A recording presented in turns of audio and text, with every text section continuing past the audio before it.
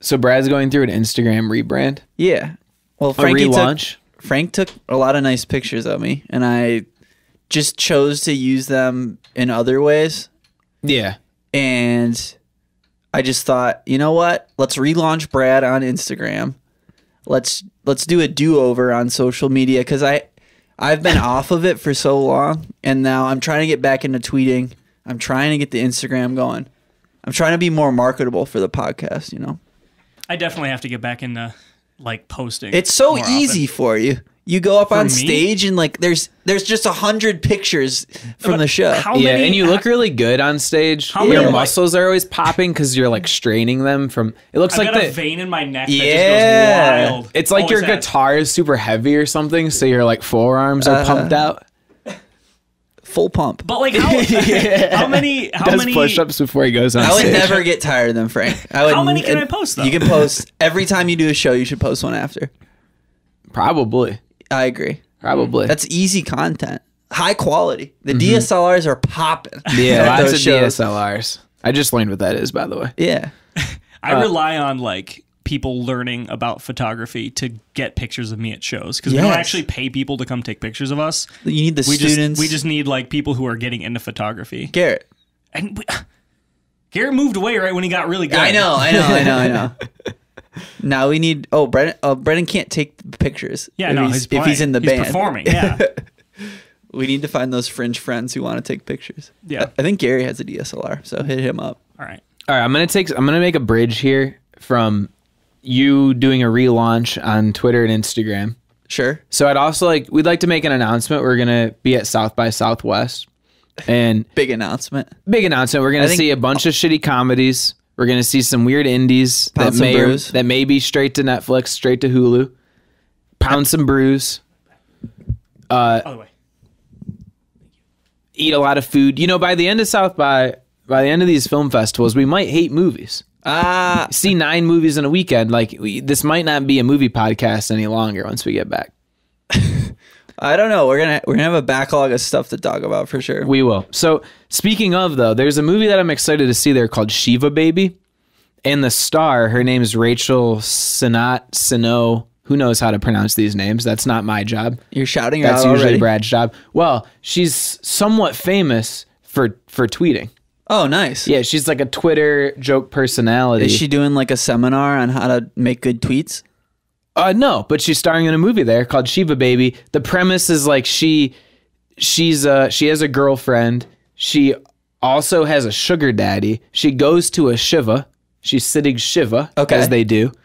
And at this Shiva, she's confronted by her girlfriend, her sugar daddy's wife, and apparently, you know, like a bunch of her religious So family. everything comes down at the Shiva. Everything hits the fan at the Shiva as she sits. But basically, I'm just excited for this movie, and it reminded me that you're doing a Twitter relaunch. You think, you know, you have these bits on Twitter. I would encourage everyone to go follow Brad. What's the @ Bradley with 3 Ys. Bradley, yeah. So Bradley is like an extremely unsuccessful version of Rachel Sennott, where I just need to find my rhythm. I need to find my gas. You know. you tweet your tweets, you know, you have a little bit of rhythm to it, and you get like one favorite.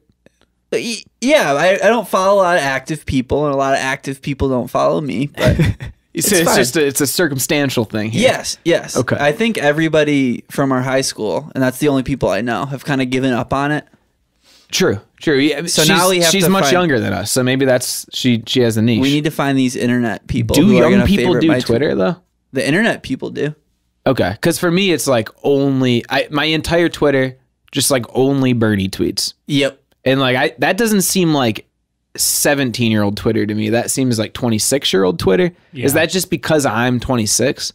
I think so. That You my like whole your Twitter- followers grew up with you? It's like if you only looked at my Twitter, you would be like, well, Bernie's gonna win, you know, 49 Yeah. states to 1 state. I kinda agree. Nobody has any other shot but Bernie, if you look at my Twitter. So it's going to be a huge surprise to me when he doesn't. Another South by Southwest note, I watched Pete Davidson stand up in anticipation for him and Judd Apatow's movie, The King of Staten Island, is like a headliner at the festival. And his new movie, Big Time Adolescence, That's a Netflix one, right? it's Hulu. Hulu. that premiered at Sundance last year. Has a 90 on Rotten Tomato, I believe. Wow. It looked exciting. And it's going to be on Hulu in like a small theatrical release. I liked him for the 5 seconds he was in Set It Up. Yeah, Machine Gun Kelly is in Big Time Adolescence. Why are we excited about that? Because he was in Nerve. I don't know if he was good in either, but he was in. There's a connection between the most underrated movie of all time and Set It Up in Big Time and Nerve in Big Time Adolescence. Sure. But also Stand Up surprised me. Mm-hmm. I have newfound love for Pete Davidson, who I didn't know. All I knew was like the Ariana Grande stuff, and I'm ashamed to say that. I was impressed. There was a good Louis C.K. joke that kind of starts the show. Brad's shaking his head side to side. I have feelings about Pete Davidson, but I won't discuss them on the podcast. Because whenever he's allowed to like just be like, hey, I'm your average dude, Pete Davidson, on Saturday Night Live. Like when he's in bits, he's not good ever. Yeah. But when he gets to go out and just like be a normal dude and like kind of like talk as a normal guy, he's hilarious. Like as like a New York person. As a New York person, yeah. When He got famous way too early. When he's just a New York person, he's hilarious. Yeah. I mean, low key though, like every bit on Saturday Night Live isn't funny, but those people sometimes are funny. Yes. I think that's a good way to talk about it, Eric. Okay. Frankie said yes. I'm not going to disagree 100%, but you're not going to I'm not going to agree 100% or disagree. 100%. Or we could just cut it when you It's said a glass yes. half full type of take. We could just cut it when you said yes enthusiastically, and then I could say like, and this is the wreck. Sucks said we could've made bucks, he was hating. Stuck by still make much on the pavement. Enough said, bro, you hate stuff, it was tasteless. Love left, and I got up, got Mason. I'm still on the pavement. I'm still getting payment. Well, I know how we're getting back. Judge Judy is over after 25 seasons. R.I.P. Where the fuck did you get this from? I don't know. It's so sad. I have no idea. Is she just like in poor health, or is she in just poor health? tired of dropping the gavel down, or She's what's the deal? helped too many people, and she feels like she's done her part. duty. Yeah. Judy's done her duty. Judy's duties. Judge Mathis has just dominated the market share. He's from Detroit, by the way. Big Judge Mathis fan. I watched this movie called Corner Store. That was like a Detroit written, made, filmed movie about a guy who runs a corner store, and Judge Mathis was in it. I thought it was hilarious. But what we did this weekend is we were able to see a couple good genre horror thriller type movies, The Lodge and The Invisible Man. And I have a take here. My take is that is February and March better for these type of movies than October is? Has it replaced October? Like junk food movies? No, like horror thriller-ish movies. Well, I think that this has always been a window for these movies. Actually, it's weird, but I feel like it's Halloween and then it's like right after Christmas. I don't really know why it works out that way, but I definitely know why, and I feel like it's because these movies, they know they have no shot at any awards. Yeah. So they take this opportunity. Wait till the hype of it all dies down. Well, I mean, no, I'm saying like the award the movies that are aspiring for awards, they kind of have to play late spring, early summer through award season. I mean, if you think of them, Us and Get Out were kind of the only recent movies to come out in spring, I guess that was spring or late winter. Us, I believe, was in March. Us didn't really even make it to award season. And you wonder if it would have came out in November, if it would have been a larger part of the conversation. But, nowadays it's Marvel kind of takes up some of the space. I was just going to say, it seems like the fall and the late summer is that award season, and then summer is the blockbuster season. Yeah. And so you kind of have this in between now where we're setting up for things in the summer. Right. Marvel's so huge, they were able to do like Captain Marvel, I believe, in the spring, like a first quarter movie, and it does extremely well. But otherwise, everybody else is kind of battling for, we see, there's a bunch of new people in my life that have seen Jojo Rabbit now because it was at the Oscars, now it's on demand or whatever, people finally seeing it. And it's like those kind of movies are like surviving. I would say thriving more than surviving. They're making their big money by having like a second push. Parasite's back in theaters now after like winning a bunch of awards. They're in theaters, they're out of theaters. Then once they get nominated, every theater does their Oscar rollout leading up to the Oscars. Then they win their Oscars, and then they're in theaters again. And I mean, those movies are kind of like using that time to survive. But, you know, Marvel doesn't need that, so they come out in the spring or early summer. But these movies that have no aspirations for awards, like this is their window. It's perfect. And you think of a Halloween movie, if you put out The Invisible Man in the same time as Joker, Irishman, Marriage Story, like your movie's going to be seen as a joke. Well, I mean, it's just going to be seen probably less times. Yeah. I mean, even us people that like movies a lot, you know, am I going to 3 in a weekend? No. It's going to be tough. And it really was tough towards third, fourth quarter last year when every good movie came out at the same time.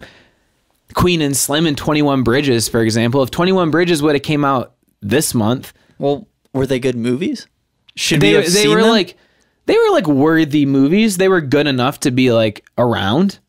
They were good enough to have like a couple TV commercials and say like maybe you should see this. I guess some concept movies like The Invisible Man. Was The Invisible Man a concept movie? I would say it kind of. I mean, you want to? Well, I have a couple notes on. I did a little research on this October/February March thing. Okay. We had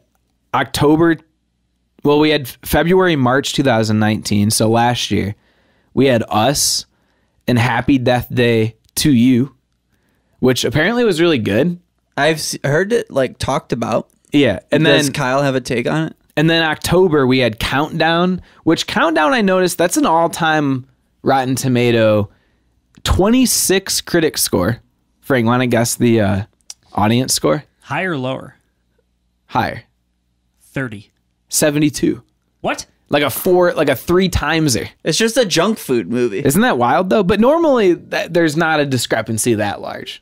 I don't know. So Countdown, apparently huge crowd pleaser. Sure. That was in October. And Dr. Sleep.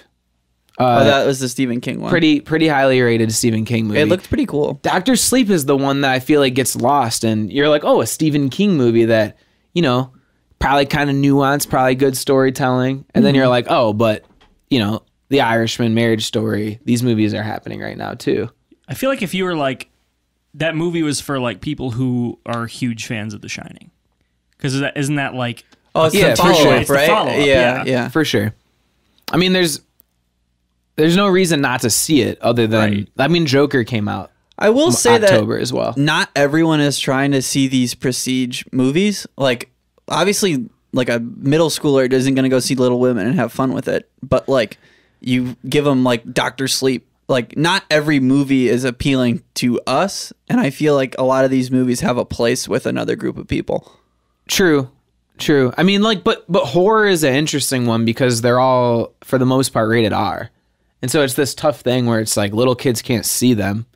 And I mean, people that really like movies, once you're 17, you'd find Jojo Rabbit pretty funny. Sure. And you'd find Parasite.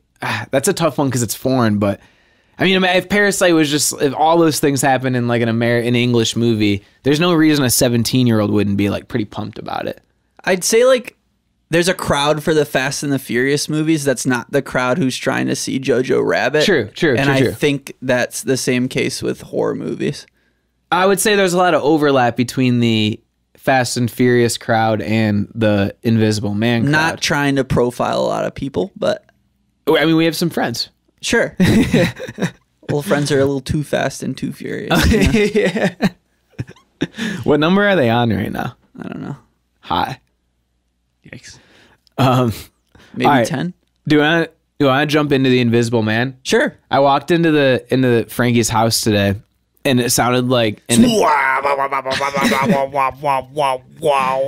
sounded like a Boeing jet was just like flying inside the studio. Yeah. It was pretty overwhelming. Maybe we'll play some noise. I'm gonna say some music, but we'll throw some of this noise onto here.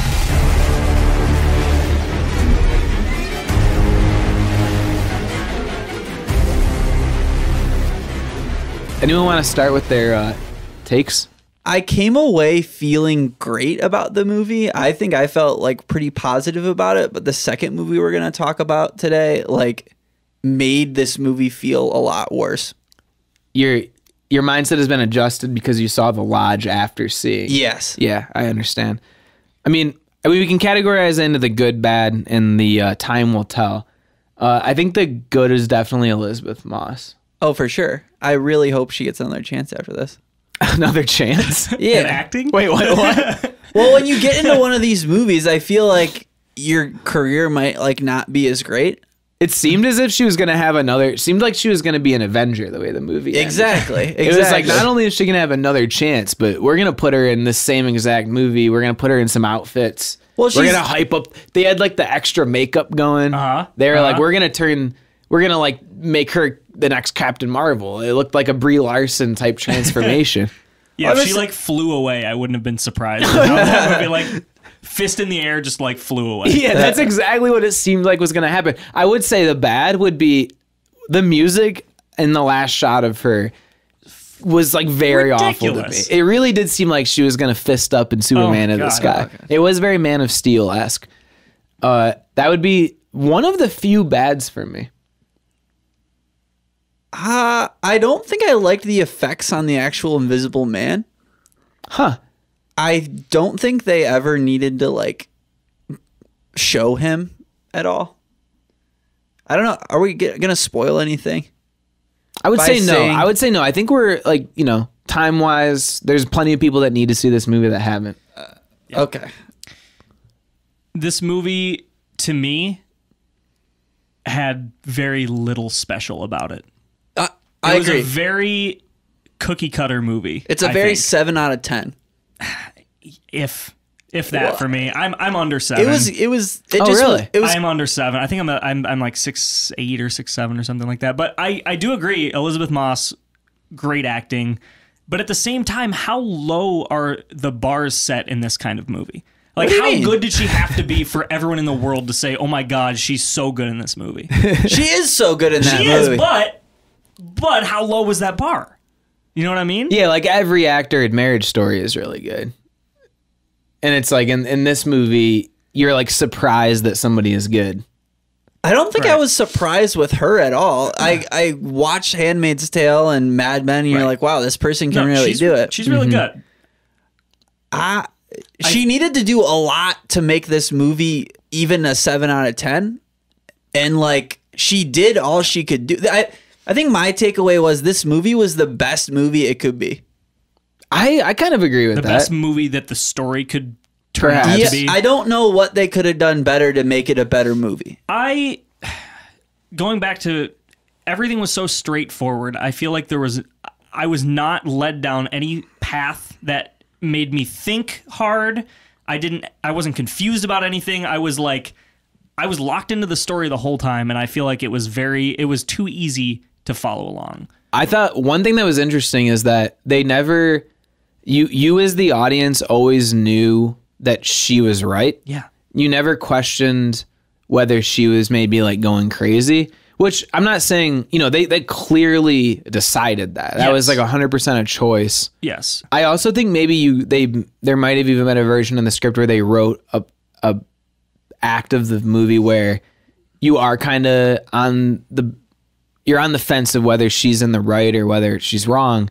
But I mean, that might have just made it like a 5-hour movie. Yeah. Because so much of the movie, I mean, it really did turn. I guess this would be a good time to talk about. His name is Lee Wannell. The writer and director. So his last okay. movie was Upgrade, which was pretty actiony, like and an action sci-fi movie, right? sort of action sci-fi with like some comedy. But his real background is in Blumhouse produced Upgrade as well. But his real background is writing and co-writing on Blumhouse films. So for all the way like pre-Paranormal Activity, all the way back to Saw, but the Insidious movies. That surprises me a little. It really can't.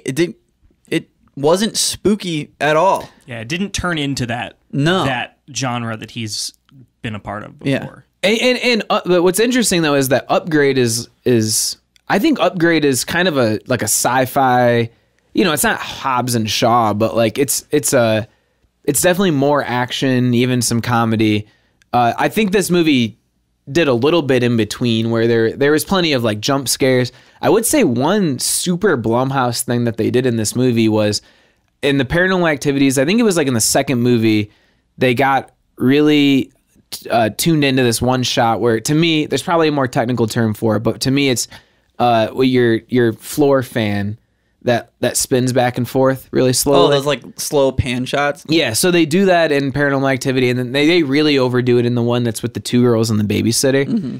It's the classic, like, we go back and forth between hallway and room, everything looks the same, and then all of a sudden, there's like a blanket on the chair. Yeah. And everyone's like, for some reason, just being like, doing this for going side to side for 5 minutes will just make any change like make you the whole audience is hype. And they did a lot of that in this movie, especially when they're showing you the house. And actually, I think they did a good job in both the super nice Parasite-esque beach house and the regular neighborhood house that she lives with her friend. But they kind of tried to like give you the landscape of, you always knew where like the door was in proximity to like the room she's in. Mm-hmm. And they give you that like slow back and forth. But other than a couple jump scares, I agree with you. It didn't really go in the horror direction too much. Even the jump scares, I mean, the dog dish. I almost screamed out loud. Yeah, the dog dish. Was it a jump scare or was it just like a loud noise? It was just a loud noise. Confused you? Exactly. That was kind of my point, is it's not really like a horror thing. It's more not of just scare. like it's kind of just like a... It was an intensity ploy because she's trying to be quiet and like sneak around this house, and then all of a sudden like bang, there's that. Yeah. The other one that was super loud was it cut to her making breakfast. And just like the sizzle of the bacon like almost blew me out of the fucking thing. Lit a fire under me with that sizzle. Yeah. But yeah, I mean, there was like some Blumhouse elements, and it wasn't like a straight action comedy. And honestly, until she gets to the insane hospital prison thing, it's not really an action movie. But it definitely was all built on that like building intensity thing. Mm-hmm. I have to talk about it briefly. Yeah, because it's what I do. But the music in this movie was, like Eric said, a Boeing jet pretty much the whole time. Yeah. I loved the sounds. Some of the coolest, craziest, most intense music I've ever heard. But I don't think that fit what was happening in the movie at all. Maybe they should have gone with a little less is more. Like, it was really cool, but it was so sci-fi-y. Mm-hmm. And like nothing in this movie turned out to be sci-fi-y. Like his suit. But that was like Mars Attacks music. Yeah. That wasn't guy creates a suit music. I think the best example is in the first sequence when she's like sneaking around the house. She's literally just like crawling around the house, and it's like, yeah.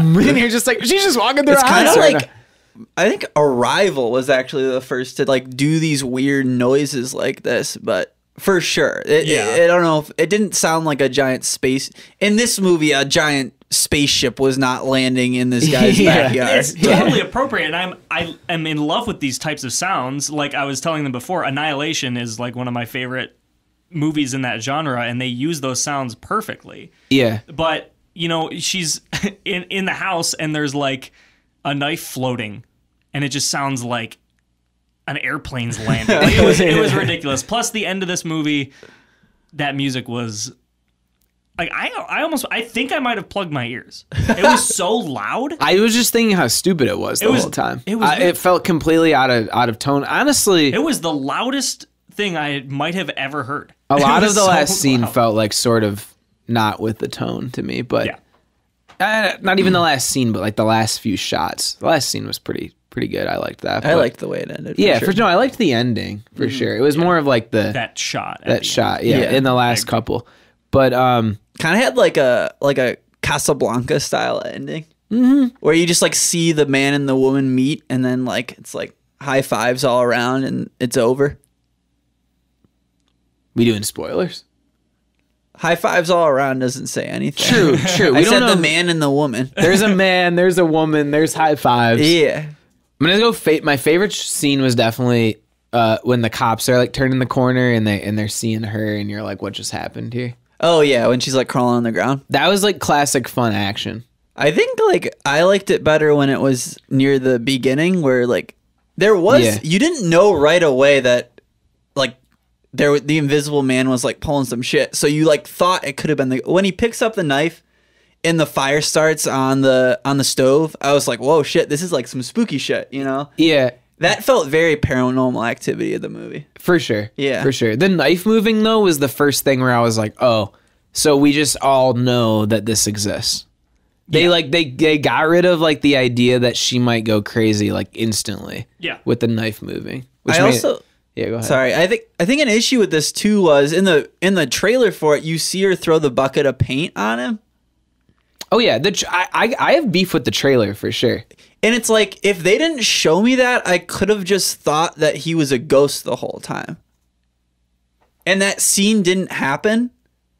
And, you know, they show his, like, science lab in the beginning. I don't know if they needed to do all that. And I'm kind of like, yeah, why do we need to know we could have just been told that he was, like, an optics There could have been expert, like there could have been like maybe like a more subtle way where it's just a tiny like they mention it, a tiny clue that someone might be able to pick up on it, but the fact that she just walks down and sees this like this human Dexter's lab like in thing his basement with this like human shaped like thing ready to go. Why did we need to like see the Iron Man hookup zone? Basically, yeah, exactly. That might have been a bit. It was simplified for sure. Yeah.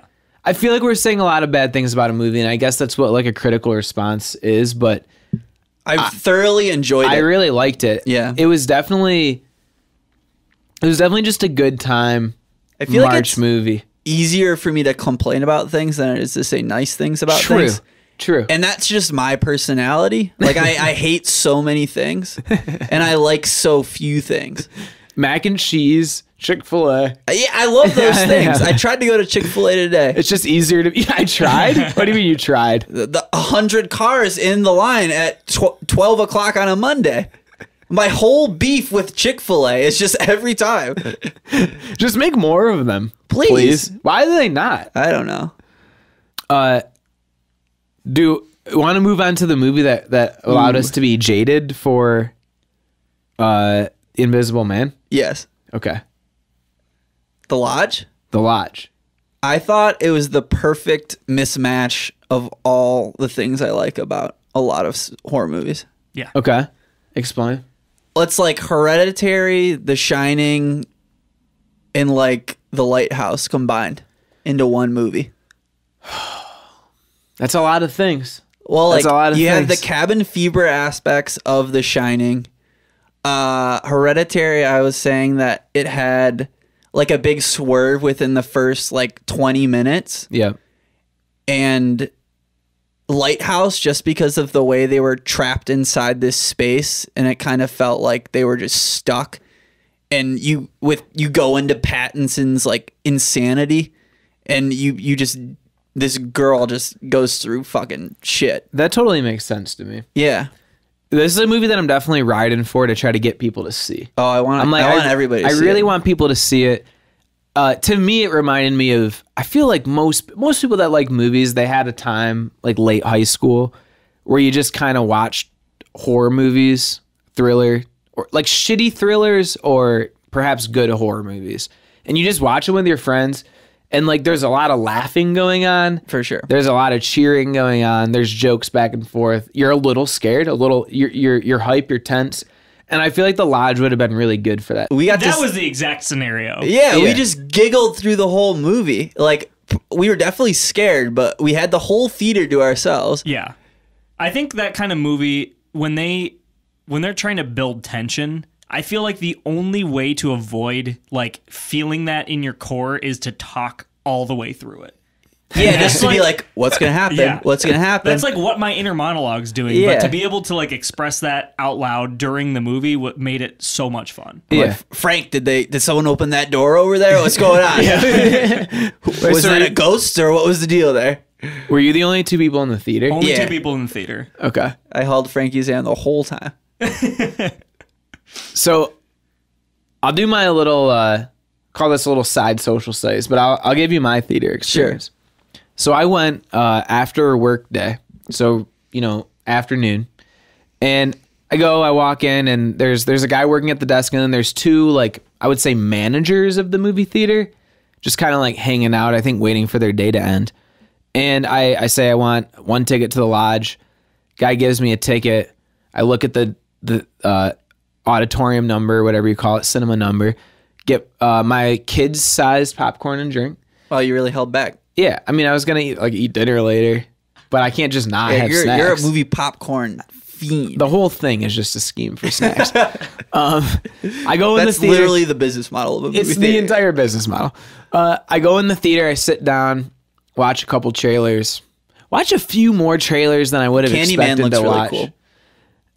It does. Yeah, it does. The first shot comes up. Snow raining. What's Brian say on the song? Snow raining down like a Coke raining down like a California snowstorm. Yeah, so snow's falling down. I'm like, okay, so we're already out at the lodge, I guess. Then next thing you know, or it's doing like all the title credits or whatever. Next thing you know, a CGI dog comes like trampling through the snow. I instantly am like, I know exactly what happened here. I get up, I walk out of the theater. I'm like scrambling now because I'm pretty sure I'm missing time of my own movie that I want to see. I go up to the managers and I'm like, what's the deal here? What theater is the lodge in? They tell me it's upstairs. So I go upstairs, I walk in. Apparently I missed like the first 7 minutes of the movie. Wait, what movie did you accidentally go see? Into the Wild or whatever? It's Into the Wild. Yeah.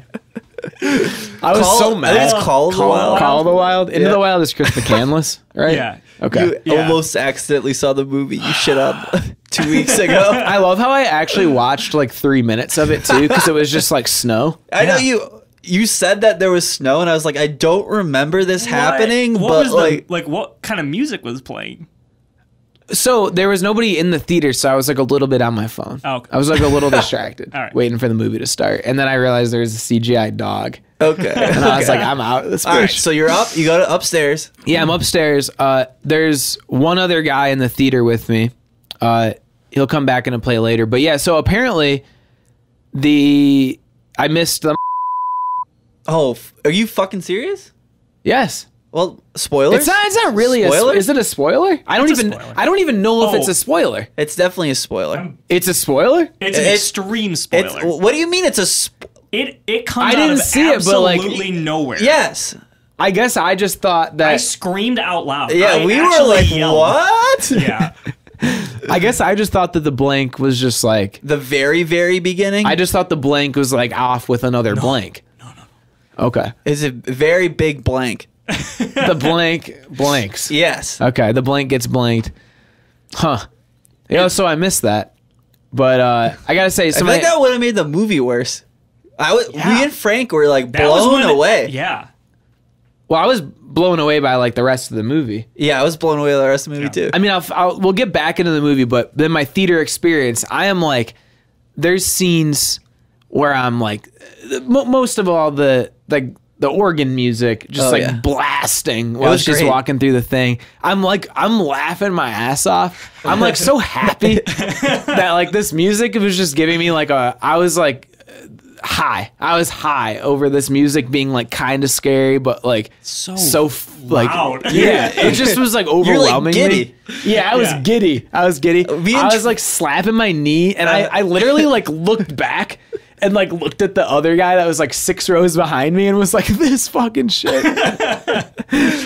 That's kind of the same experience, except we were just like Right next to yelling you. at each other. Yeah, we were from, trying to directly like next yell to through the noises.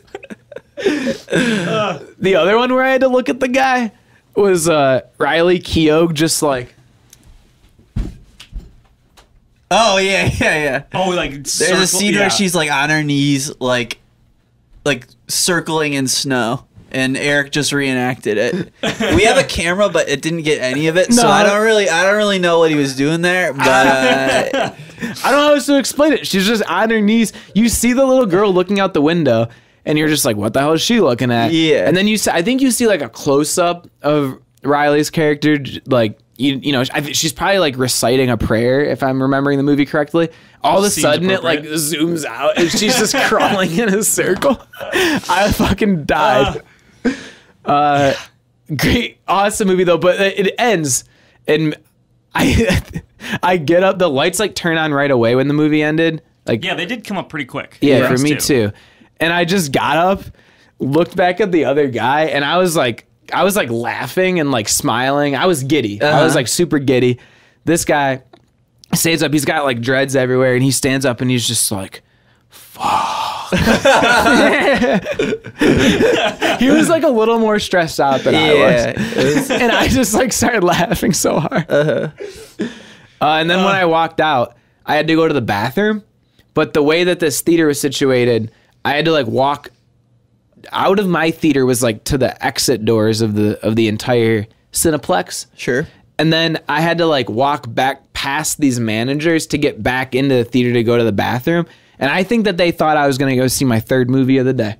What do you mean you're? Because I was like, I was in a movie, walked out of a movie, asked them what theater this other movie was in, and then like they're just cool with it. watched that entire movie and just like walked back into the theaters. That would take a lot of balls to do that. Just Well- walk right on by them and ask them. So Yeah, so hey, which theater so is this one? which Like, theater you gotta, is like go and Invisible find out Man in? yourself. Yeah. Crazy. It's like when I needed to avoid my mom for 7 hours and went and saw Hunger Games and then killed an hour and then went and saw Grand Budapest in the same day. Was that when she had her surgery? Yeah. Can we talk about this surgery? Well, she wanted me to like be her caretaker after she had like bunion surgery. So I just decided I needed to be out of the house all day. And You'd so be I playing went, video games, then you would just be like, sorry, I gotta go bring my mom like soup. Yeah. And I just decided I had had enough of it. And You I were went, like, I'm busy. Yeah. I think I told her I had to work that day. wow. That's some scumbag shit. No, she was not nice. I thought you were about to say she's a dick, which like that would have been funny. Yeah.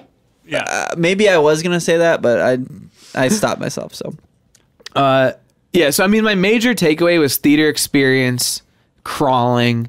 I would fuck say, them kids. there was a couple bad. Hashtag. There's a couple bad. I would say is one.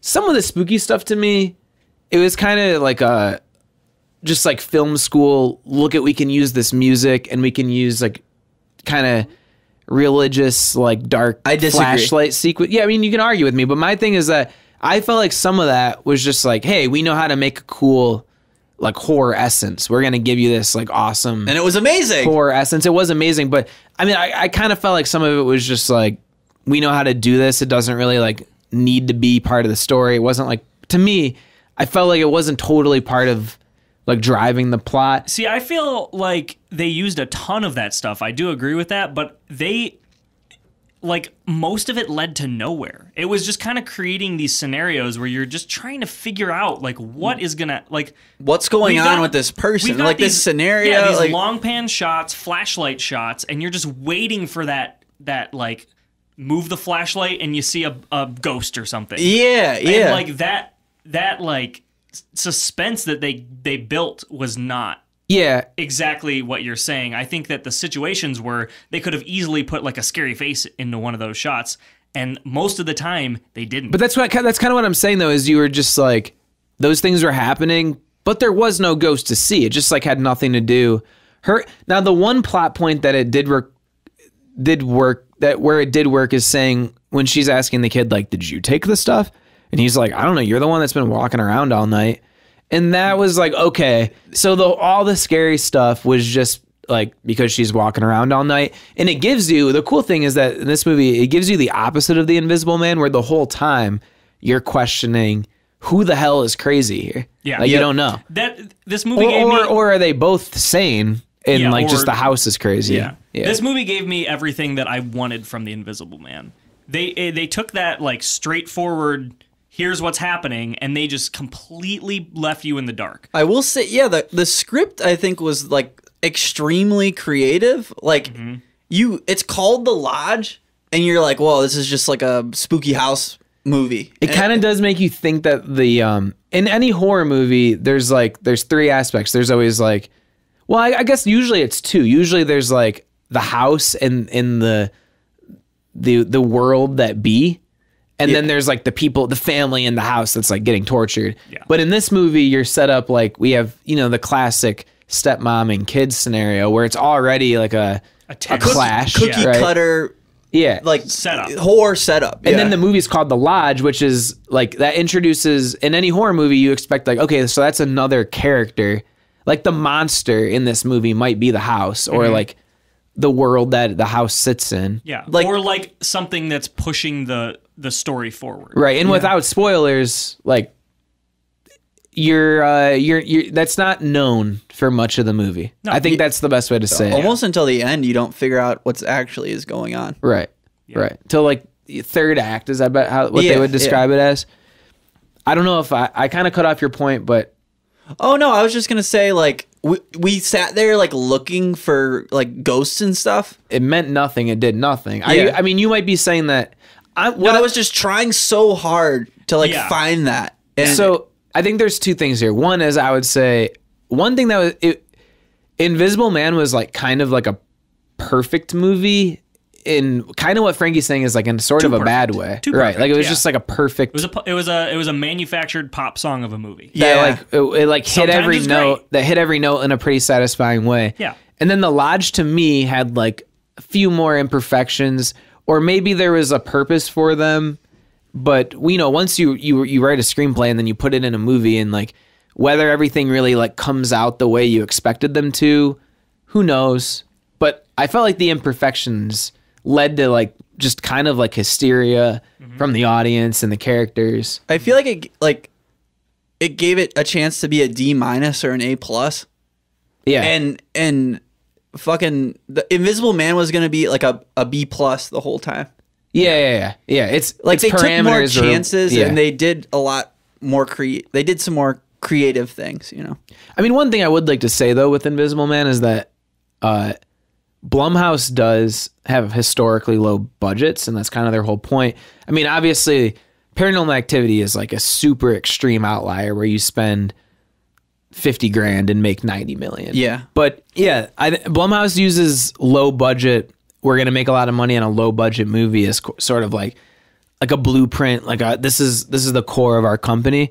And it's like a mission statement. Yeah. It's like a fake analogy. It's like their mission statement is we're going to spend $500,000 now and we're going to make 60 million.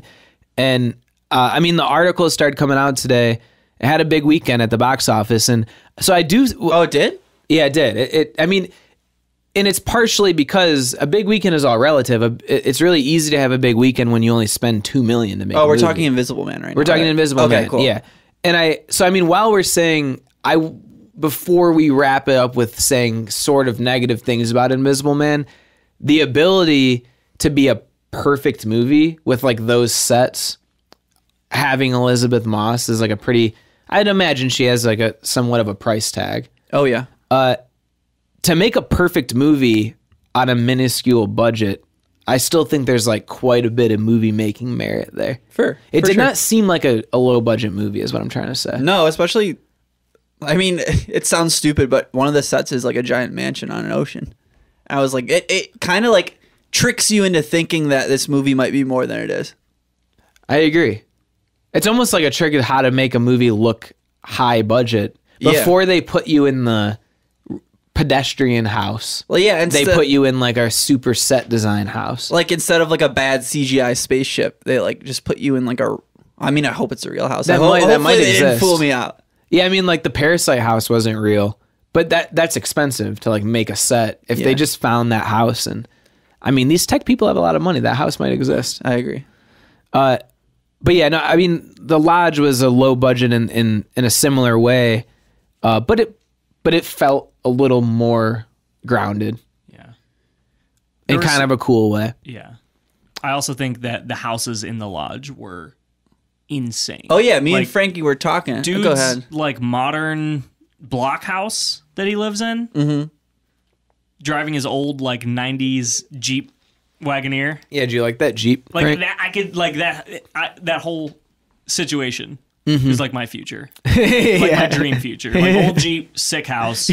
Everything after that, none of that. Yeah, none of the rest of the movie, but just those two things. No, we need the podcast to take off so we can get our lodge. Yeah, we have to get our lodge. Too. Yeah. That lodge was Yeah, in our invisible suit. the lodge Yeah. is dope.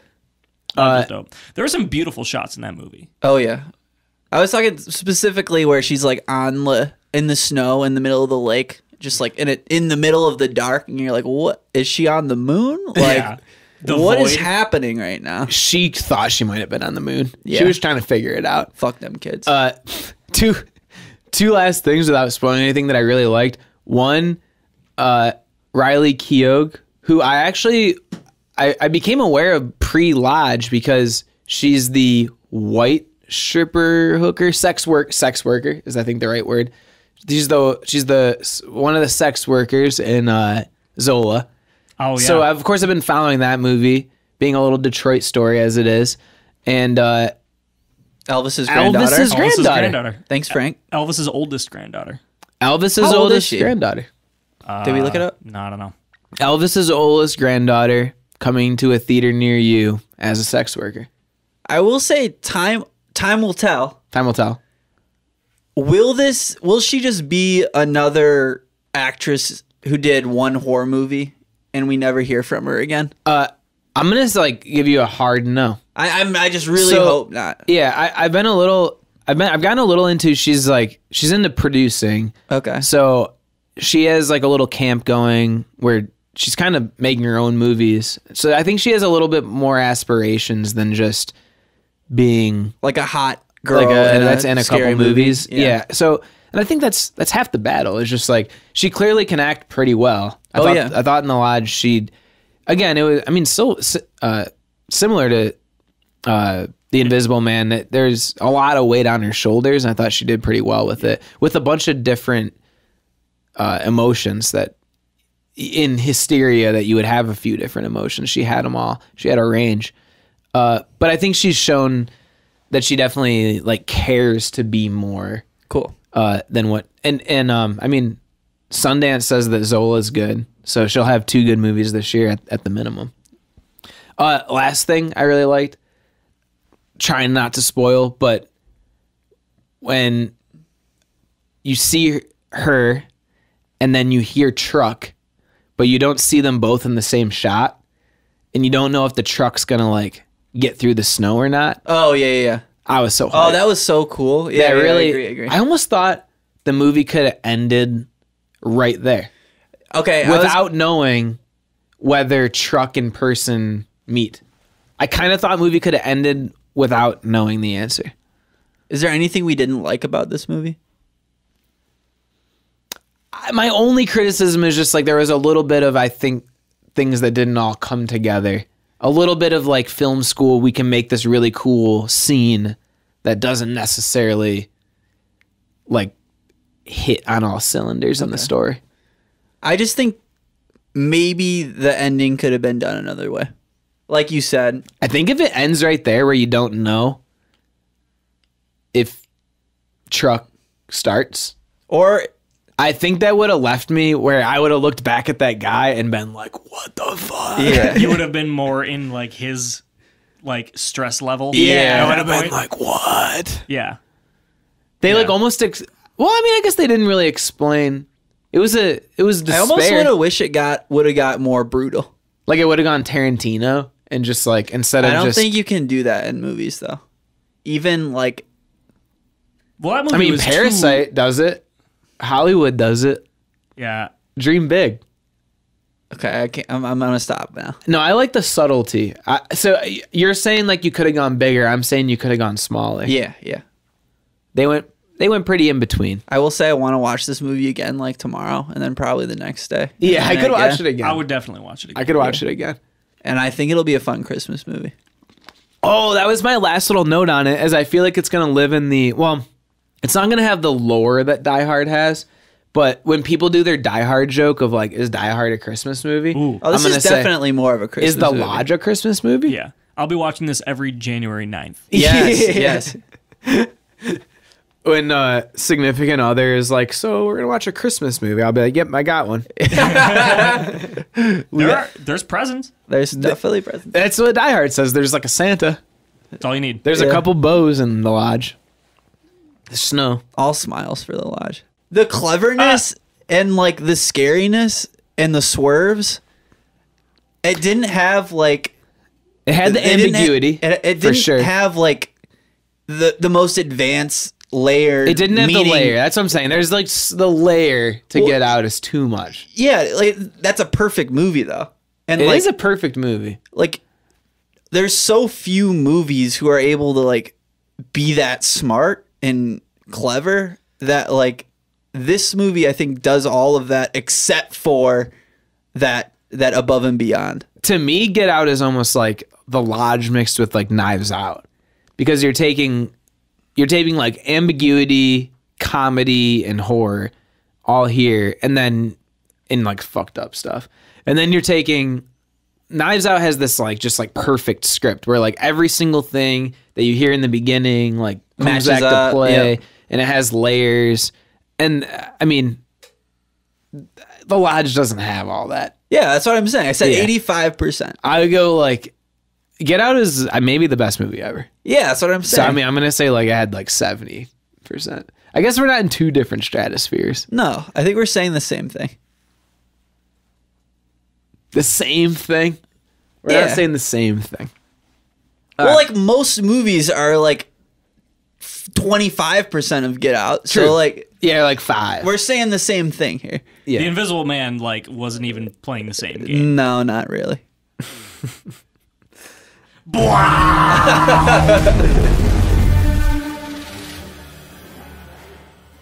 All right, so I have an angle I want to take on the 2 TV shows premiering one this week, one whatever last week, 2 weeks ago on cable TV.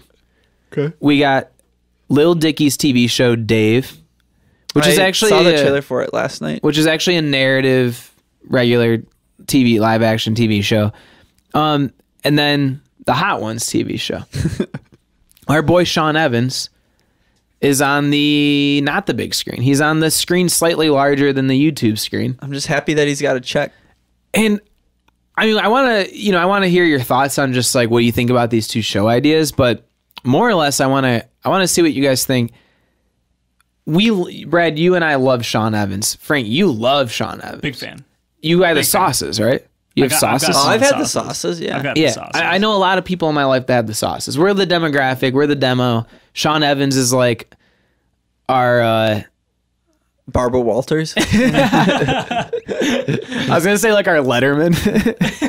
I mean, he should get a late night show too, but I don't know. I honestly would not be surprised if that was Can in we the get cards. James Corden out and just like throw Sean Evans in there? Yeah. Well, I There's like James Corden, though. I could do without. He's very fun. I'll take Sean Sean Evans Evans. I Sean like him Evans might making- be one of the best interviewers. Yeah, I know. But Right like, now. but that doesn't have anything to do with James Corden. He's funny. I mean, say, take his slot and give it to Sean Evans. You're not going to do that? There's other slots. Seth Meyers. Everybody loves Seth Meyers. Loves? Nobody loves Seth Meyers. Like girls do. Girls Yeah. love Seth Meyers? Yep. Is Conan still a thing people like? Conan's still a thing. He did shorten That his people slot. like? Yes, he did Yeah, shorten he like his slot. reworked his whole show. Let's send Conan out and Wait, throw wait, in wait. Sean. He's He trying went to from an- innovate. He went from an hour to a half.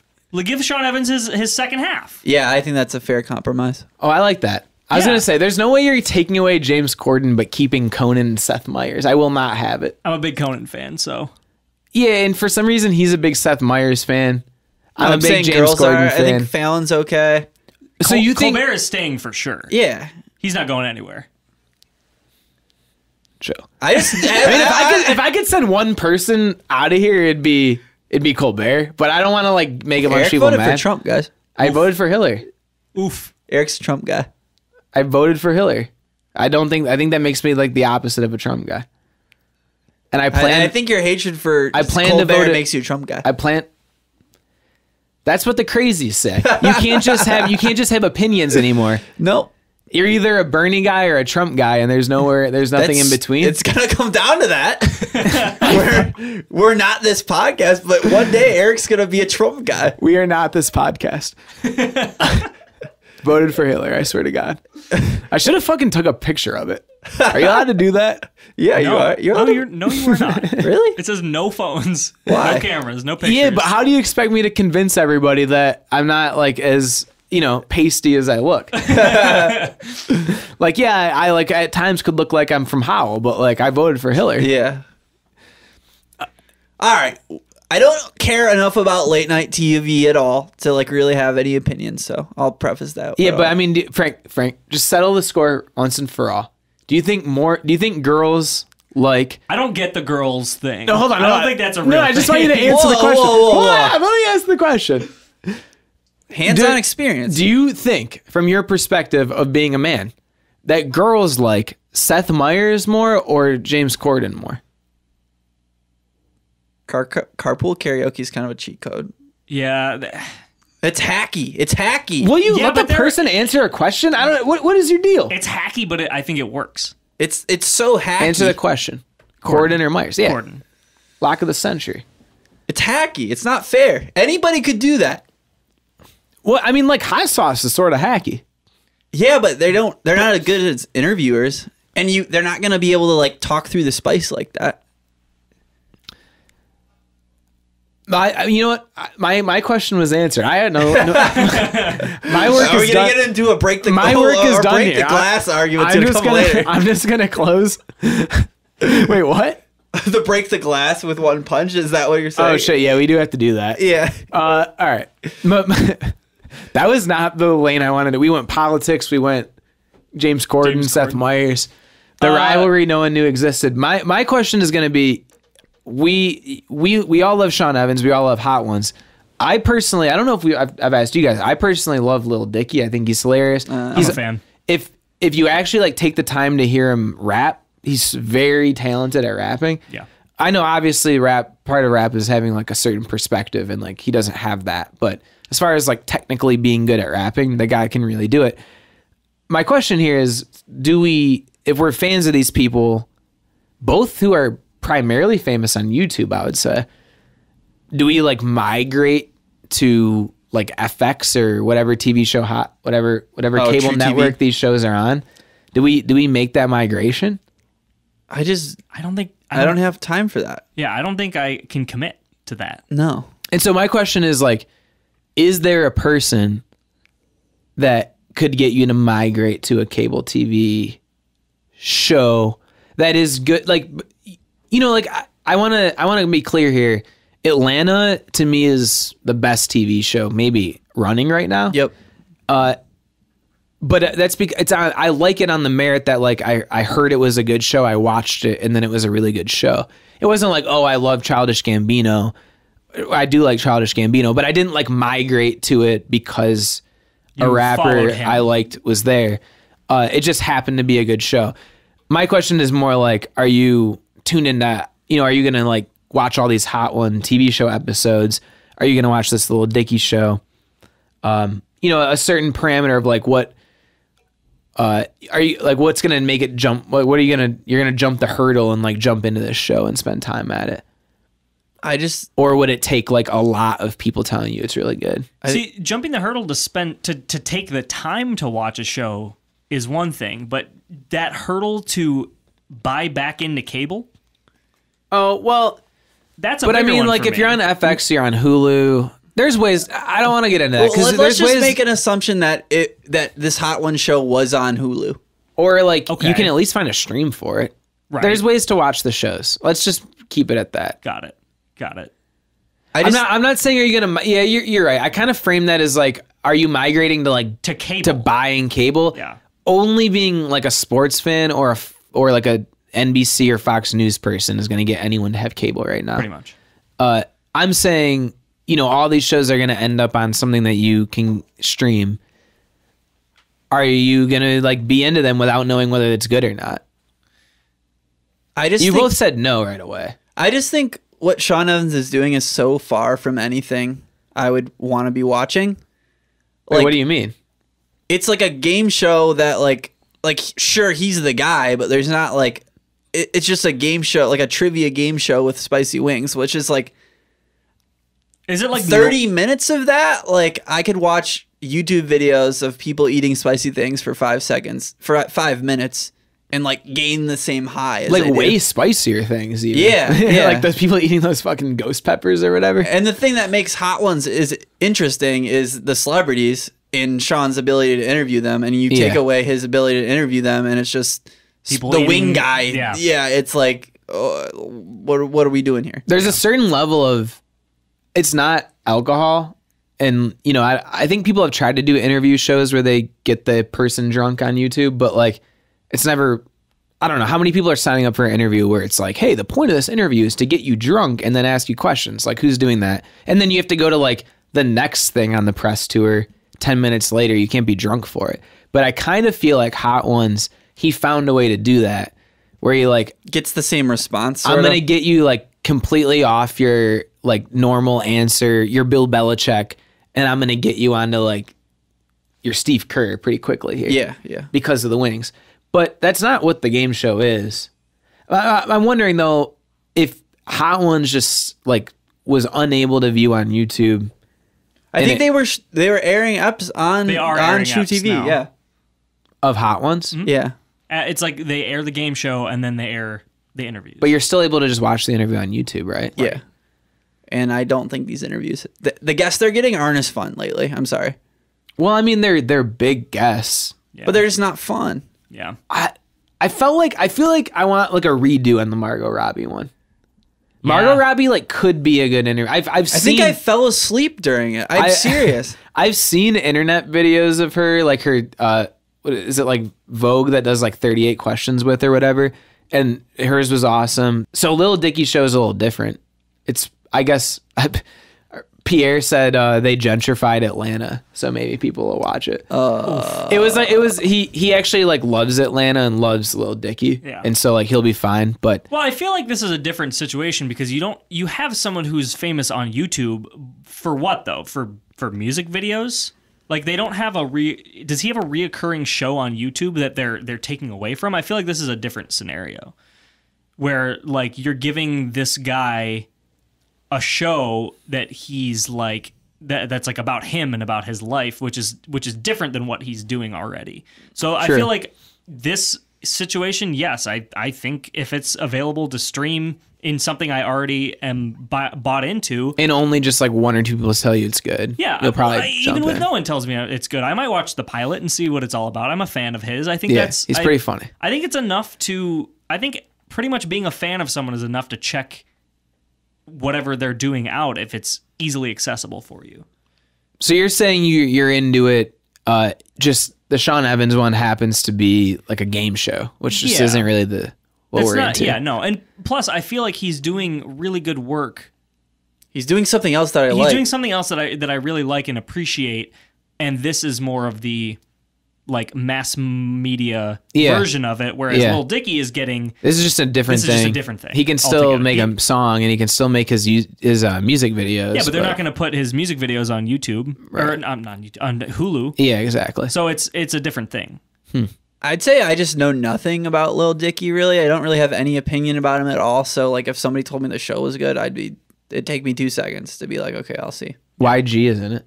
That's pretty fun. It's a good I feel start. like I'm also just in such a Stop like. snitching. Brad, on our way back from our basketball game yesterday, Brad got pulled over and he continued to play Stop Snitching by YG like through the cop was like through the cop talking to me. situation. Not like on purpose, not to like be a badass. No, the Brad was Dial-It playlist is just always on, and YG Stop Snitching just happened to come on while the police officer talked to me. Yeah, no biggie. Yeah, you gotta blow a red every now and then. You gotta blow it. Is there a person that if they were hosting a game show that you would actually try to find it and watch? Who's the person? Because Sean Evans is like. I mean, if the game show was like Family Feud, probably. You just think that. So your issue is the actual game show? Seems like I think it. so. I thought you were just saying like a game show in general. Like, why do I need to watch Sean Evans' game show? Well, if Sean Evans was like a comedian, What? Well, like what makes Family Feud fun is Steve Harvey cracking jokes and like people saying dumb shit. Yeah. And then like if Sean Evans was able to like roast these people and like Yeah, I guess if he you're was right. like funny, He's a then, good like, interviewer. Like, what's like, why is why he is giving he- this he- game show? He's just the host because he's the guy, and it's Yeah. not like If they would have made the same show, branded as the Hot Ones show, with Steve Harvey hosting it, And then like I Sean would- Evans I'd just maybe like watch it. And Sean he's, Evans like- like chimed in a couple times for some stuff. yeah, but, or like, if he's like the host, and then you have like the or like he's like the announced, like the he announcer, welcomes and the then- show and Yeah. says yeah, something. Yeah. yeah, he like welcomes the guests. He's like off like behind the curtain, like was it like Nick Cannon? Yeah. In, like, Yeah, The yeah. Voice or whatever, or Yeah. whatever shows exist. I don't know. I guess I'm with that. If it was a different kind of personality, I think I'd be more on board with this show. I will say I'm really happy it happened, and I'm really happy my boy Sean is getting his money. Happy for my boy Sean. Yeah. It's one of those where it reminds me of music where an artist that you like dearly love makes just like the cheesiest sellout pop song. But it works. And well, no, but you're like just happy for them that they made money. Yeah. You're just like, hell yeah, man. Yeah. This song's stupid, but like, I'm so happy you got to make this money. Oh, Yeah. That's kind of exactly what Sean Evans is up to. It's perfect. All right.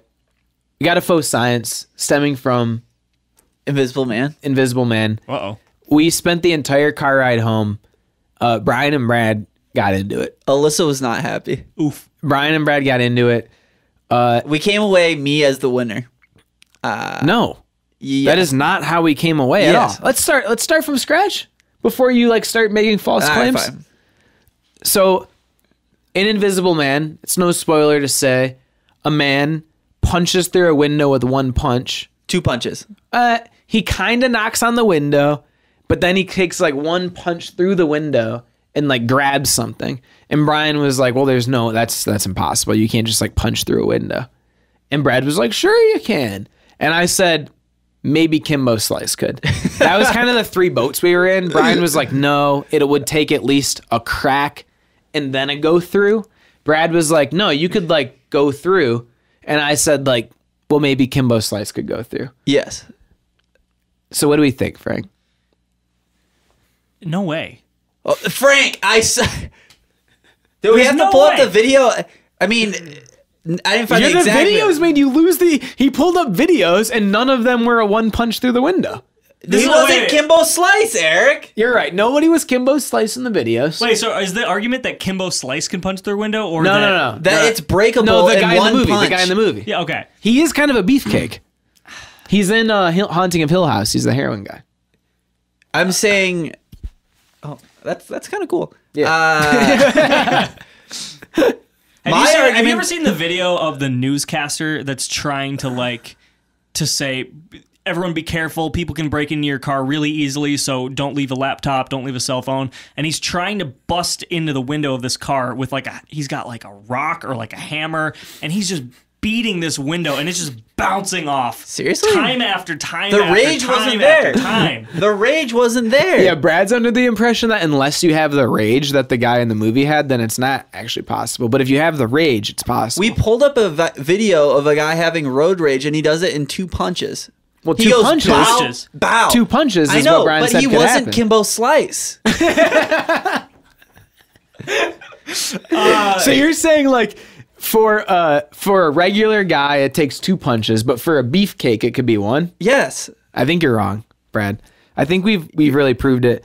Now You're not telling Could, me like like- world's strongest man can't punch through a window in 1 punch?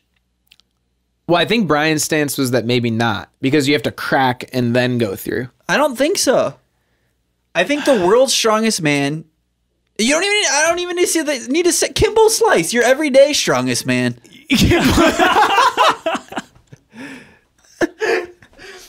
He can fucking 1 punch. He said Kimbo Slice, your everyday Your everyday strongest man with the rage of a man, an abuser Now, I think whose that, wife is leaving. I think that So if you enraged Kimbo Slice, Yes. I think that you can punch through R.I.P. a though. window. oh shit, He's definitely dead. yeah. Eric, I see a tear in your eye right now. I love Kimbo Slice. Those YouTube videos, that like summer where he was just stomping people like out in 6th backyards. grade. Oh man, we saw a mural of him in Miami. I took a picture. Yeah, we did see that. I posted on Instagram story. Everyone is probably like, What? unfollow this guy. How'd your Instagram story do today, Eric? Any responses? No. Damn, it's pretty sad. You replied, whatever. We'll continue. Anyway, I think it'd be one thing to like bust through a window, like a regular like window pane, like a room window, or Do you think you could punch through that right now? One punch. well, there's already a crack in that window, so I think I could get. If he was mad, he could do it. Shh, this one. Yes, but a car window is not. Car glass is not designed to break. Get this out of my face. There's something weird about car glass where it's like There's it's a like layer of insanely plastic. it's insanely bouncy. There's a layer of plastic in car glass. We Googled this, Frank. No, we did. So this The windows is are different. This is where Brian lost. This is where Brian lost. hold on. Okay, Windows so are breakaway glass. I know that. They crumble without cutting you. you are a car guy of the pod. You are a huge car guy relative to our level of I'm car. a relative car guy. Watch Yeah. yourself, Frank. This is where Ryan lost. All right, go. All right, shoot. so now Brian's small L though was that he was like, well, we started talking windshields somehow. Somehow windshields came up. Oh, because one of the videos Brad was watching was a windshield, and Brian was like, oh well, the windshields are designed to like not have things go through it, so they like collapse. They don't like break. basically the windshield and the driver's window are two different pieces of glass. We Googled and we saw. True. Well, a windshield He said has true. A Like, he windshield just has knew the that. layer of plastic It's in it. tempered versus another thing. Yeah, tempered and another thing. Yeah. He said, yeah, again. But the driver's window is definitely like shatterable. Side note, great scene in Pineapple Express when James Franco tries the to foot like through? He's like, yeah, I'm just gonna like kick through this so I can see. I think I want to watch that when I get home. Classic. It's a classic. Yeah. I don't think your everyday enraged man. Even your everyday enraged strongest man. Maybe like 3, 4, 5 punches. Maybe you'll get through it, but Okay, we saw an everyday man in 2 punches. We did see an every guy, like a non-beefcake. Just enraged. Like stronger than Brad probably, but like maybe your size. Like Yeah. you're pretty beefy, but like my height, your beef level. okay. So like none nice of us. short rib. Yeah. Medium marble. He got through it in 2. It was an old car though. It was an old vehicle. I think the one in the movie was pretty old. It was old. I actually when in the middle of this argument, I really wanted the argument to end, so I like didn't add anything to it. Yeah, but then you had to. But I didn't say. But one thing I did think is that the car was sort of old. Yes. And I was wondering, these people all seem pretty wealthy in the movie, and I was like, it kind of seemed like a choice for the car to be like not a nice car, maybe because they were like, well, She was like a lawyer. we're trying to make a perfect movie here. And if that's she's funny. driving like Lil a lawyer Lambo. car, it's not gonna be able to. You're not gonna be able to punch through it. So we got to get this like a little modest car. Maybe people in San Francisco just drive modest cars, though. That makes a little more I sense. feel like they do. That's all I got on this. That was a good for science. What did we settle on? Kimbo Slice and Rage can definitely break through a window in 1 punch. yeah, I think you're. If you see a video of an everyman in 2 punches, an enraged UFC fighter could do it in 1 fight. 1 punch. And that's the wreck.